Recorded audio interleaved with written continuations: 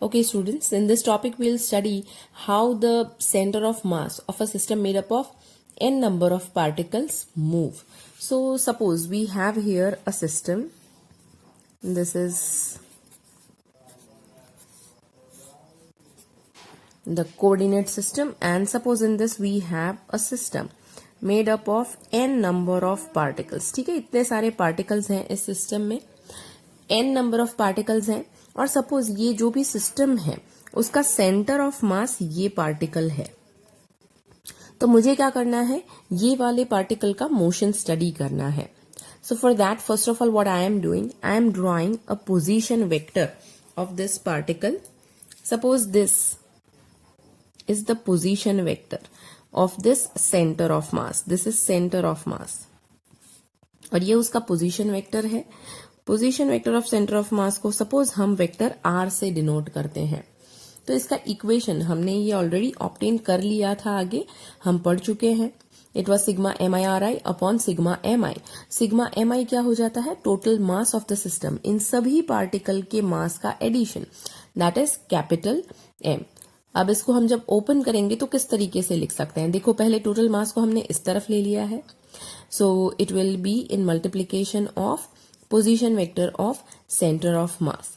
Now sigma MIRI can be written as M1R1 plus M2R2 up to MNRN.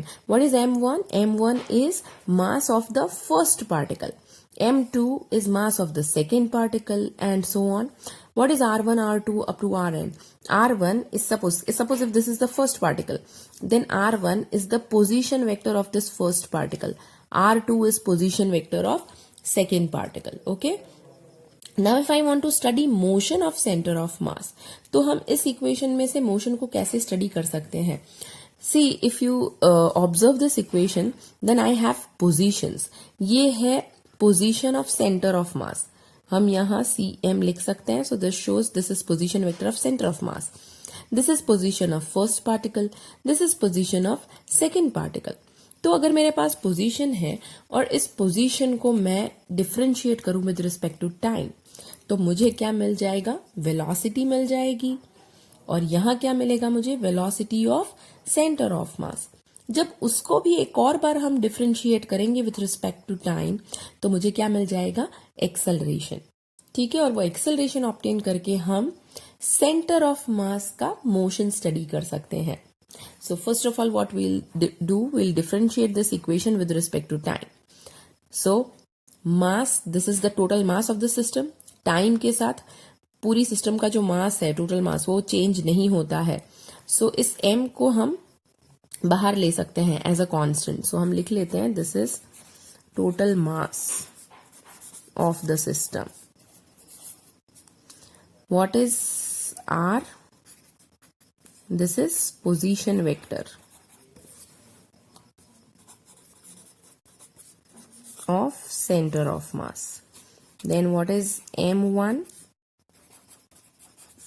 Mass of first particle. And what is R1? R1 is position vector of first particle.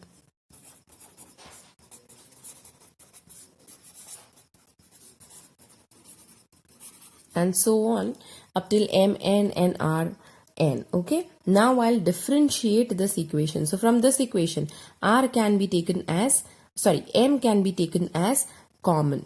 वो बाहर निकल जाएगा, उसका differentiation नहीं होगा. So see, कैसे लिखेंगे हम, M remains as it is and then differentiation of this. So we'll check the change in position of center of mass with respect to time. So d by dt of RCM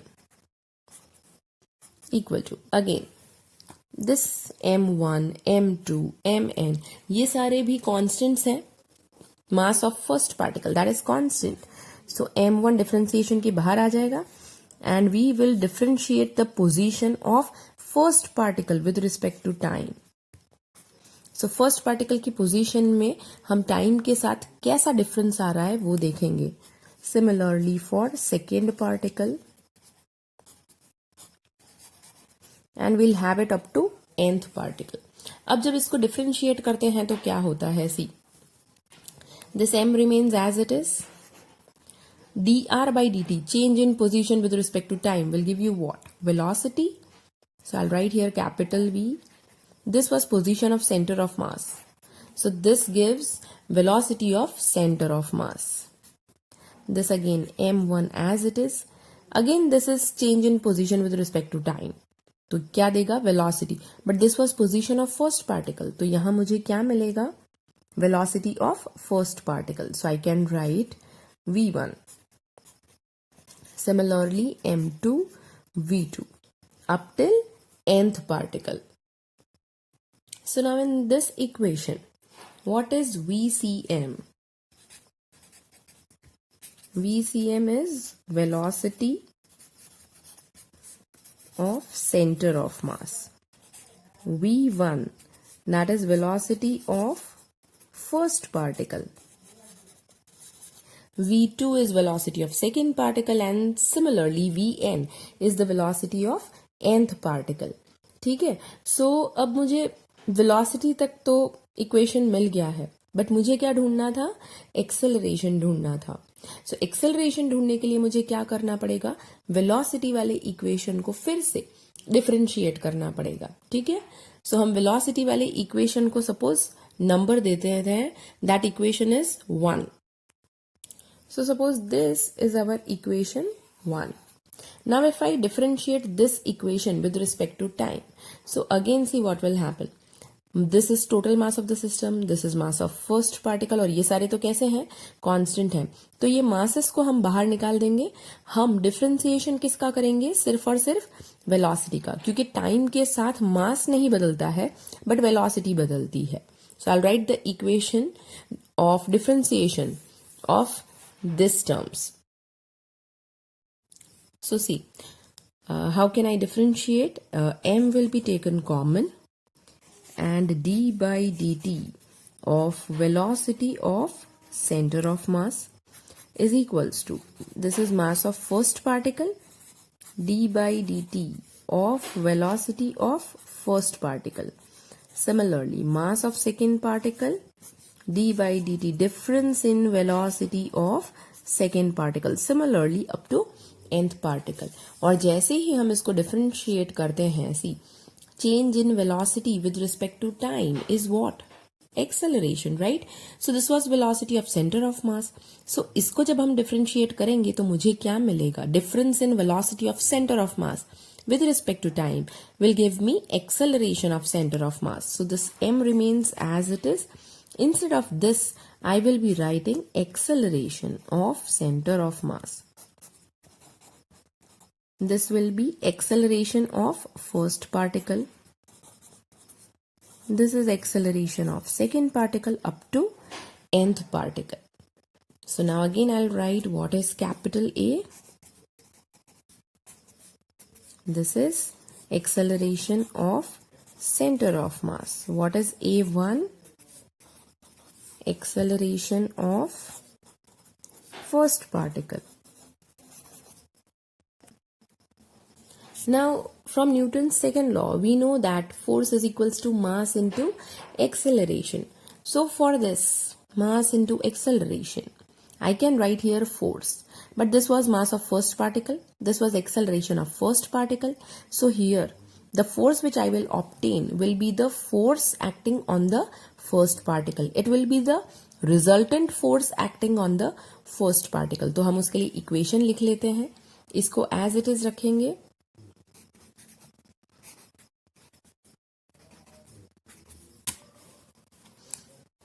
Instead of this, I will be writing F1.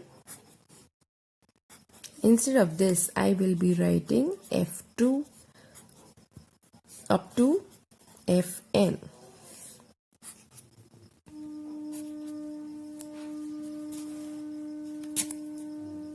How we wrote this? Because what is F1? F1 is equals to M1A1. And what is this F1? F1 is the vector sum of all the forces acting on the first particle. So हम लिख लेते हैं, it is vector sum of all the forces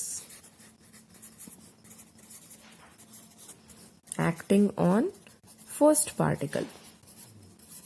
सी जो हमारी system थी, जो n number of particles से बनी हुई थी, उसके सारे पार्टिकल्स पे plenty of forces are acting. ठीक है, various number of forces are acting. So ये जो हमने लिखा है force acting on first particle, ये क्या है? वो जितने भी फोर्सेज एक्ट कर रहे हैं ना फर्स्ट पार्टिकल पे, उन सब का वेक्टर सम है.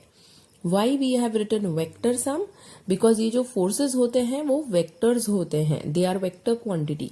तो फर्स्ट पार्टिकल के ऊपर जितने भी फोर्सेस एक्ट करते हैं उन सब का एडिशन है ये क्या है? सेकेंड नंबर के पार्टिकल पे जितने भी फोर्सेस एक्ट करते हैं उन सब का एडिशन है F2 एंड सिमिलरली Fn. ठीक है, और ये हमें कहां से मिला है?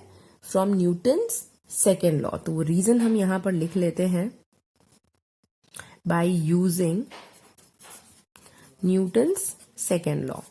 You write the full form here, never write short forms in exam, okay? So यहां तक हमें मिल गया है. अब एक और बात कि ये जो फोर्सेस हमने लिखे हैं, ये सारे ही फोर्सेस जो है वो कैसे होंगे? सी कोई भी सिस्टम होती है उसमें इंटरनल फोर्सेस भी होते हैं और एक्सटर्नल फोर्सेस भी होते हैं. But again according to Newton's third law, जो इंटरनल फोर्सेस होते हैं सिस्टम के खुद के, जो इंटरनल फोर्सेस होते हैं, they are always equal in magnitude and opposite in sign. ठीक है, उनका डायरेक्शन जो है वो हमेशा अपोजिट होता है और मैग्नीट्यूड में इक्वल होते हैं. सो इंटरनल फोर्सेस हमेशा कैसे हो जाते हैं? जीरो हो जाते हैं. तो फिर ये सारे फोर्सेस जो हैं वो कैसे हैं? All these forces are external forces. ठीक है, तो वो हम लिख लेते हैं. So see, we wrote here both external and internal forces are acting on the particles, but from Newton's third law. Sorry, I think I said before Newton's second law, right? But actually it is from Newton's third law we have obtained that internal forces are equal in magnitude but opposite in direction, and therefore the total internal forces acting on the particles is 0. So now only external forces are to be considered. Okay, internal forces जो भी act करते हैं on first particle, on second particle, वो सारे कैसे हो गए हैं? Zero हो गए हैं. So now we'll consider only the external forces. So F1 was the total of all the external forces acting on first particle. F2 was the total of all the external forces acting on second particle. ठीक है, so हम इन सारे ही forces को अब add कर देंगे. So the total external force acting on the system of particles, that is F1 plus F2 plus F3 up to Fn is given by F external, and this is acceleration of center of mass. So ये देखो आपके Newton के second law के form में हमारा equation आ गया है. So what is F external? F external is sum of all the external forces, right? This is sum of all external forces acting on the particles of system.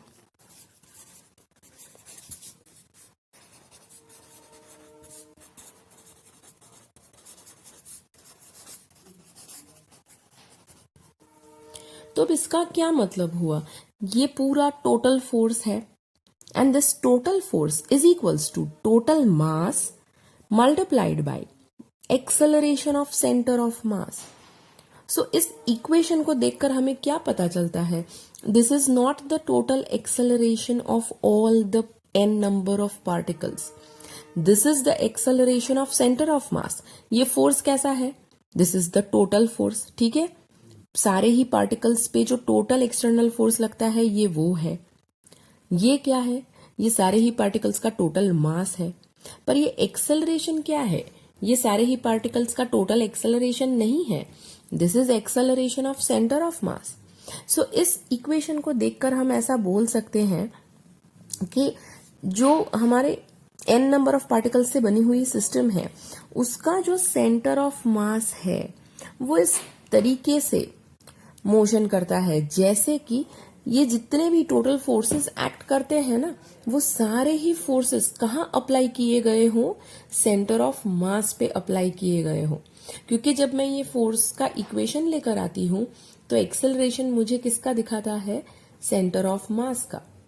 So the center of mass of the system of particles, it moves as if all the mass of the system, means the total mass of the system is concentrated at the center of mass, and as if all the external forces were applied at the center of mass only. उसी एक point पे जैसे हमने force apply किया हो वैसे ही centre of mass motion करता है।